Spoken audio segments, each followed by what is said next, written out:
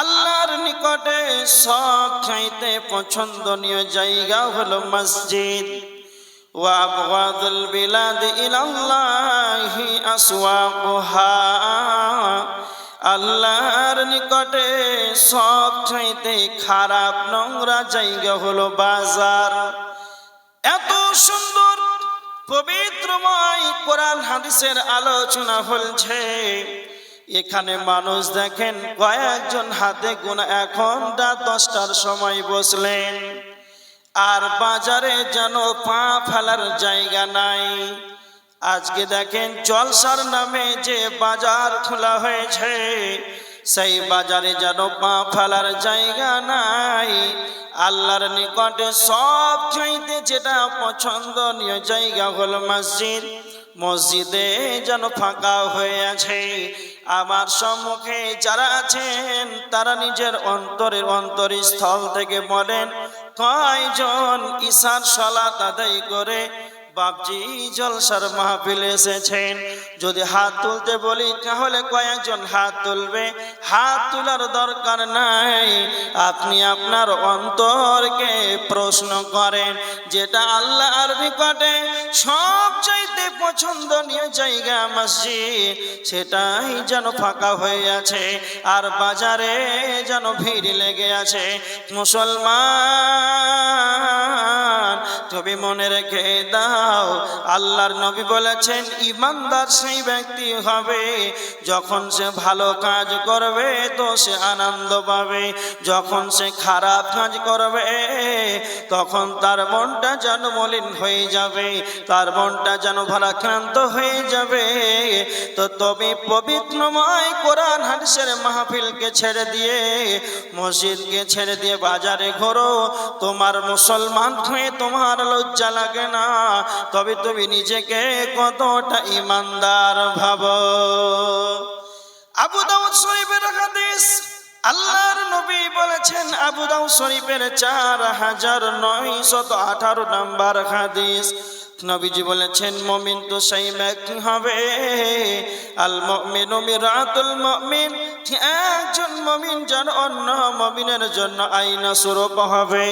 যখন সে আয়নার সম্মুখে আপনি যখন যাবেন, তখন আপনার মুখে কি দাগ আছে, কোথায় কি আছে, না তো আপনাকে আপনার আয়নার সম্মুখে হলে আপনাকে আয়না বলে দেবে, অন্য কাউকে যেন বলবে না।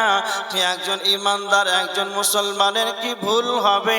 কেন আপনি অনন্যদেরকে বলবেন, তাকেই যেন বলতে হবে। কুশমন্ডি এই এলাকায় এসে আমি আপনাদের সবাই যেন 2 ঘন্টা জলসা করলাম। আব্দুল কাইয়ুমের দ্বারাতে কি ভুল হলো?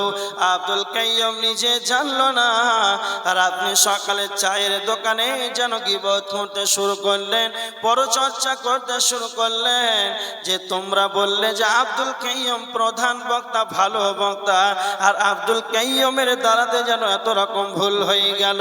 তার মানে আমার যদি ভুল হয় তো আমাকেই যেন বলতে হবে, অন্য কাউকে যেন বলতে হবে না। এটাই আমার নবীজি বলেছে, একজন মুমিন যেন অপর মুমিনের জন্য আয়না স্বরূপ। একজন মুমিন অন্য মুমিনের, অপর মুমিনের আয়না স্বরূপ হবে, এটাই আল্লাহ রাসূল সাল্লাল্লাহু আলাইহি ওয়াসাল্লাম বলেছেন। আর আল্লাহ রাসূল কি বলেছেন যে মুমিনের বৈশিষ্ট্য কি হবে, তবে আপনি বুঝতে পারবেন সেই ব্যক্তি ঈমানদার।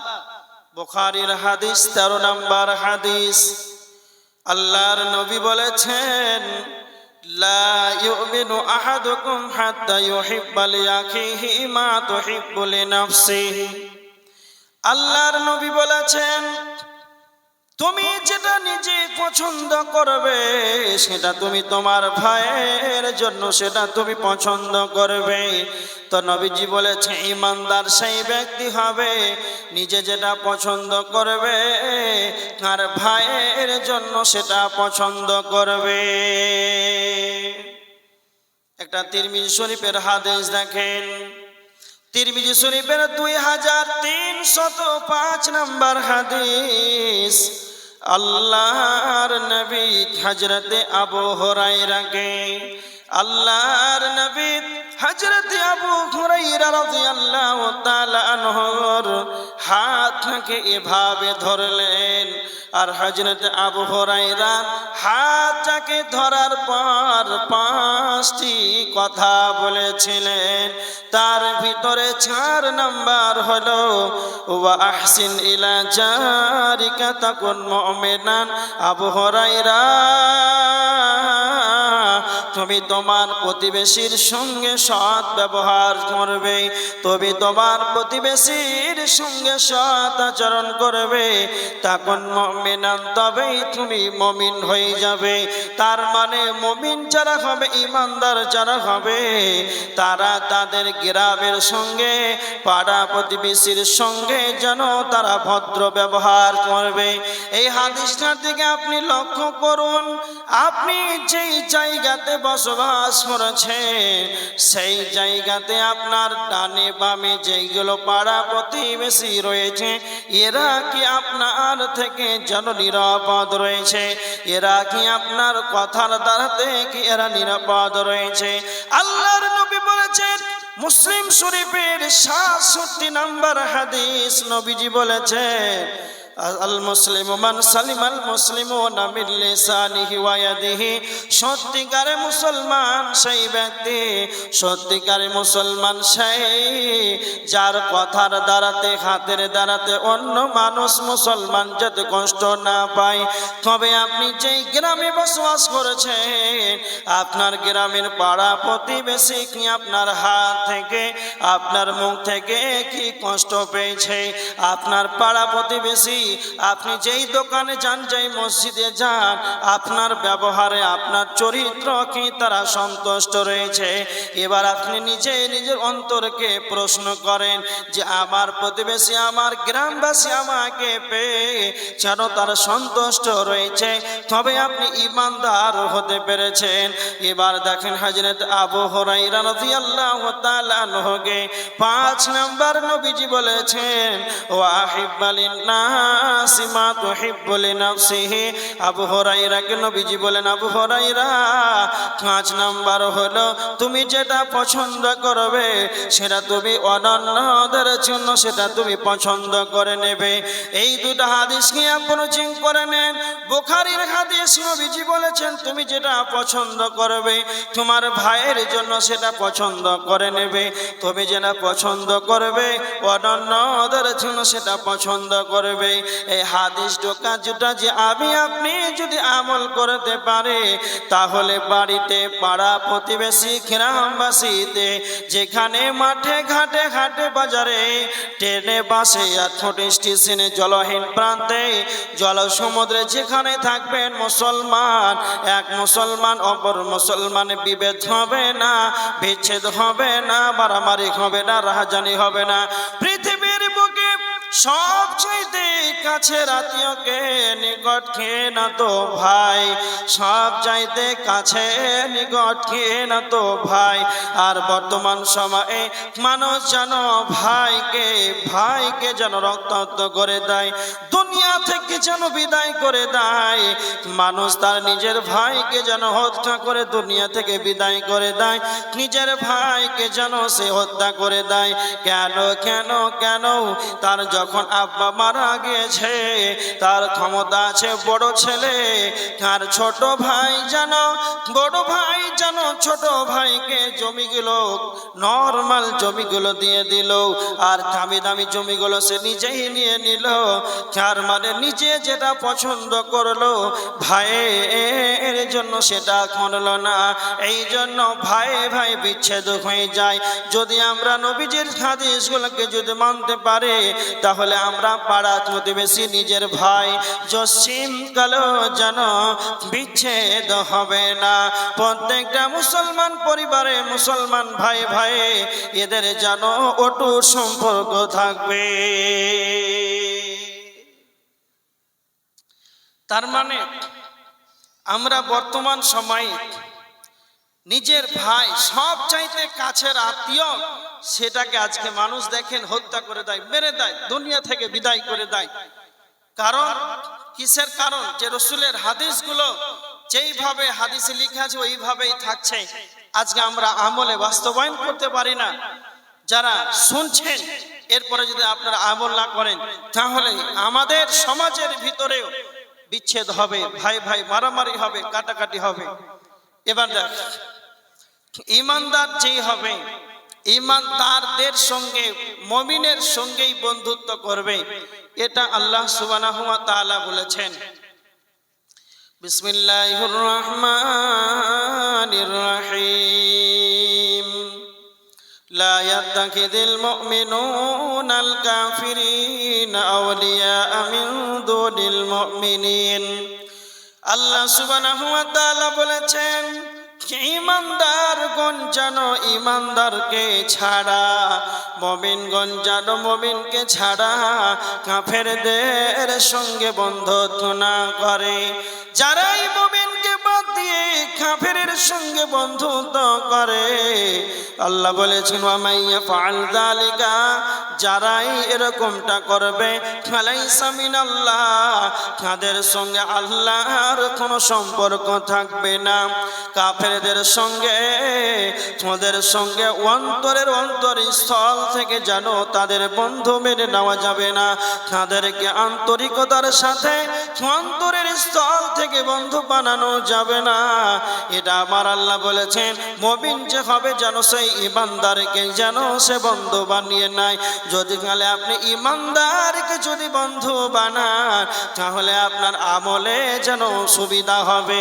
জলসাতে এলেন 5 জন বন্ধু মিলে, যদি কালে আপনার বন্ধু নামাজি হয় তাহলে আপনাকে ইশার সালাতের জন্য বলবে। আর যদি আপনার বন্ধু যদি বেনামাজি হয়, বাজারে ঘোরার জন্যই যদি বন্ধু হয়, পশ্চিম কালেও যেন আপনাকে সালাতের কথা বলবে না। এই জন্য আমার আল্লাহ বলেছেন যে ঈমানদার হবে সেই ঈমানদারকেই যেন বন্ধু বানাবে। তাহলে ঈমানদারের বৈশিষ্ট্য হলো যে ঈমানদারকেই বন্ধু বানাবে। এবার দেখেন আল্লাহ সুবহানাহু ওয়া তাআলা ঈমানদারকে কি বলেছেন। সূরা তাহরিমের 6 নম্বর আয়াত আল্লাহ বলেছেন, ইয়া আইয়ুহাল্লাযীনা আমানু, হে মুমিন সকল, হে ঈমানদারগণ, কু আনফুসাকুম ওয়া আহলিকুম নারা, হে মুমিন সকল, তুমি নিজে জাহান্নাম থেকে বাঁচো এবং তুমি তোমার আহাল পরিবারকে জাহান্নাম থেকে বাঁচাও। তার মানে যারা ঈমানদার হবে, যারা পরেশগার হবে, তারা নিজে জাহান্নাম থেকে বাঁচবে, আহাল পরিবারকে জাহান্নাম থেকে বাঁচাবে। বর্তমান সময়ে, এখন বর্তমান সময়ে হাজী আব্দুল সাত্তারের 50 বছর হয়ে গেল, 60 বছর হয়ে গেল। 50 বছরের বার্ধক্য মানুষ, 60 বছরের বার্ধক্য মানুষ, এরা নিজেকে ঈমানদার দাবি করে। রাত 3টার সময় কনকনে শীতে রাত্রিতে আরামের ঘুমকে হারাম করে, রাত্রিবেলায় যেন উজু করে মসজিদের মুসাল্লায় গিয়ে তাহাজ্জুদের সালাত আদায় করে।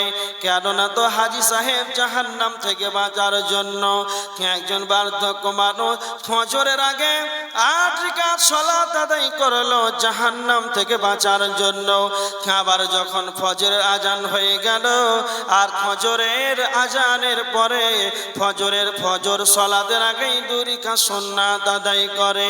কেন? আল্লাহর নবী বলেছেন, রাকাতুল ফজরি খায়রুম মিনাদ দুনিয়া ওয়া মা ফিহা। ফজরের 2 রাকাত সুন্নাতের কতটা সওয়াব রয়েছে, ফজরের 2 রাকাত সুন্নাতের কতটা মূল্য রয়েছে। আসমানের নিচে, জমিনের উপরে, দুনিয়ার মধ্যে সমস্ত কিছু যা আছে সকলের কিছু অধিক খেতে দাম, সেটাই হলো ফজরের 2 রাকাত সুন্নাতের দাম। তার মানে একজন হাজী সাহেব সুন্নাত আদায় করলো, আবার ফজরের সালাত আদায় করলো, তার মানে সে নিজে জাহান্নাম থেকে বাঁচলো। যখন হাজী সাহেব বাড়ি চলে যায়, যখন ওই বার্ধক্য মানুষ যখন ফজরের সালাত আদায় করে বাড়ি চলে যায়, তখন একবার মুখে উচ্চারণ করে বলল না, আব্দুল্লাহ, আব্দুর রহমান, আব্দুল সাত্তার, বেটা ওঠ, ফজর হয়ে গেল, ফজরের সালাত আদায় কর। নিজের স্ত্রী, নিজের মেয়েকে নিজে নিজের ছেলেকে নিজের আহালকে একবারও ফজরের সময় উঠালো না, তার মানে নিজে জাহান্নাম থেকে বাঁচলো আর আহাল পরিবারকে যেন জাহান্নামের দিকে ঠেলে দিল। এটা কোনোদিন ঈমানদারের বৈশিষ্ট্য হতে পারে না। আল্লাহর নবী বলেছেন, বুখারীর হাদিস, আলা কুল্লুকুম রাইন ওয়া কুল্লুকুম মাসউলুন আন রাইয়াতিহি। কাল কিয়ামতের ময়দানে প্রত্যেকটা দায়িত্বশীলকে কিয়ামতের ময়দানে বিচারের কাঠগড়ায় যেন দায়িত্ব সম্পর্কে জিজ্ঞাসিত করা হবে। আলা কুল্লুকুম রাইন ওয়া কুল্লুকুম মাসউলুন আন রাইয়াতিহি। প্রত্যেকেই যেন নিজ নিজ দায়িত্বশীল, কাল কিয়ামতের ময়দানে আপন আপন নিজ নিজ দায়িত্ব সম্পর্কে জিজ্ঞাসিত করা হবে। আর রাজুল রাইন ফি আহলিহি ওয়া হুয়া মাসউলুন আন রাইয়াতিহি। আপনি হলেন আপনার পরিবারের জন্য অভিভাবক। আপনার 5টা ছেলে রয়েছে, 5টা মেয়ে রয়েছে, এই 10 জন আপনার স্ত্রীকে নিয়ে 11 জন, এই 11 জন আপনার অধীনস্থ রয়েছে। কিয়ামতের ময়দানে এই 11 জন অধীনস্থদের সম্পর্কে আপনাকে জবাব দিতে হবে। যারা আছেন কান করে শুনেন, কিয়ামতের মাঠে, কিয়ামতের দিন প্রত্যেকটা দায়িত্বশীলকে আপন আপন দায়িত্ব সম্পর্কে জিজ্ঞাসা করা হবে। আপনি হলেন আপনার পরিবারের অধীনস্থদের আপনি মালিক, অভিভাবক। আপনার ছেলে মেয়ে যদি সালাত আদায় না করে তাহলে আপনাকে জবাব দিতে হবে।